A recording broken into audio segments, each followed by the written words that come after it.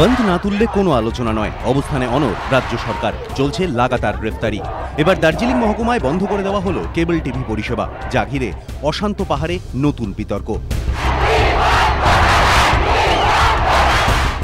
এক সপ্তাহেরও বেশি সময় ধরে আন্দোলন চলছে। অচল পাহাড়, অনমনীয় মনোভাব, মোর্চা সরকার দুপক্ষেরই। এই পরিস্থিতিতে বৃহস্পতিবার রাত থেকে দার্জিলিংয়ে কেবল টিভি পরিষেবা বন্ধ করে দেয় প্রশাসন। মোর্চার অভিযোগ, নেপালি ভাষায় ৩টি খবরের চ্যানেল তাদের পক্ষে খবর করছে বলে এই সিদ্ধান্ত। যদিও জেলাশাসক সৌমিত্র মোহনের দাবি, দুজন operator cable TV regulation act ১৯৯৫ অনুযায়ী বৈধ নথি দেখাতে না পারায় দার্জিলিং মহকুমায় কেবল পরিষেবা বন্ধ করে দেওয়া হয়েছে। সোমবার ওই দুই অপারেটরকে ডাকা হয়েছে, বৈধ নথি পেশ করলে পরিষেবা চালুর অনুমতি দেওয়া হবে।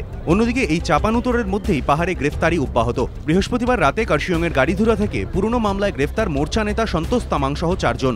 এই কড়া প্রশাসনিক ব্যবস্থা যে অব্যাহত থাকবে তার ইঙ্গিত মিলেছে পঞ্চায়েত মন্ত্রীর বক্তব্যে।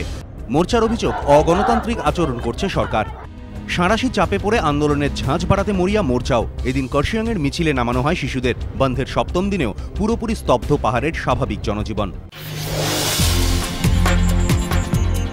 পবিত্র রমজান মাসের শেষে খুশির ঈদ, আত্মীয় পরিজন ও বন্ধুদের সঙ্গে উৎসবের আনন্দে মেতে ওঠার দিন। সকাল থেকে মসজিদে মসজিদে নামাজ পাঠ, চলল শুভেচ্ছা বিনিময়। প্রতিবারের মতো এবারও ঈদ উপলক্ষে রেড রোডে আয়োজন করা হয় বিশেষ নামাজের। অনুষ্ঠানে অংশ নেন মুখ্যমন্ত্রী মমতা বন্দ্যোপাধ্যায়ের সঙ্গে ছিলেন তৃণমূল সাংসদ সুলতান আহমেদ, দমকল মন্ত্রী জাভেদ খান এবং মেয়র শোভন চট্টোপাধ্যায়। এদিন ঈদের শুভেচ্ছা জানানোর পাশাপাশি সংখ্যালঘু উন্নয়ন নিয়ে রাজ্য সরকারের উদ্যোগের কথাও বলেন মুখ্যমন্ত্রী। রেড রোডের পাশাপাশি টিপু সুলতান মসজিদ, নাখোদা মসজিদ সহ শহরের বিভিন্ন মসজিদে এদিন ঈদ উপলক্ষে বিশেষ প্রার্থনার আয়োজন করা হয়।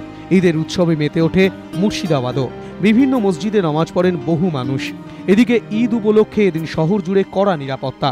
শহরের বিভিন্ন জায়গায় মোতায়েন বাড়তি পুলিশ।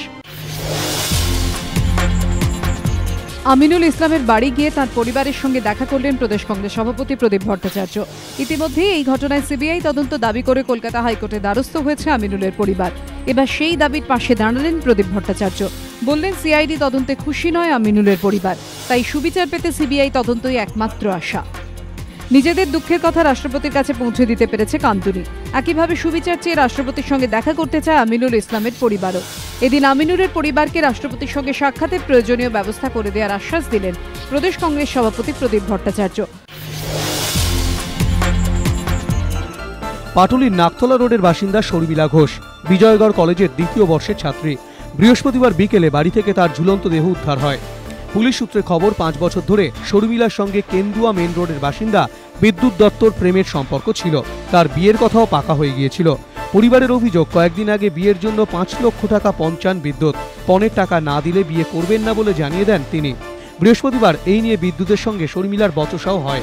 অভিযোগ, প্রকাশ্যেই শর্মিলাকে মারধর করেন বিদ্যুৎ। পরিবারের অভিযোগ, সেই অপমানের জেরেই বাড়ি ফিরে আত্মঘাতী হন শর্মিলা। বিদ্যুৎ দত্তর বিরুদ্ধে আত্মহত্যায় প্ররোচনা দেওয়ার অভিযোগ এনেছে মৃত ছাত্রীর পরিবার। পাটুলি থানায় অভিযোগ দায়ের করা হয়েছে। যদিও পুলিশ সূত্রে খবর, ঘটনার পর থেকেই পলাতক বিদ্যুৎ, তার খোঁজে তল্লাশি শুরু হয়েছে।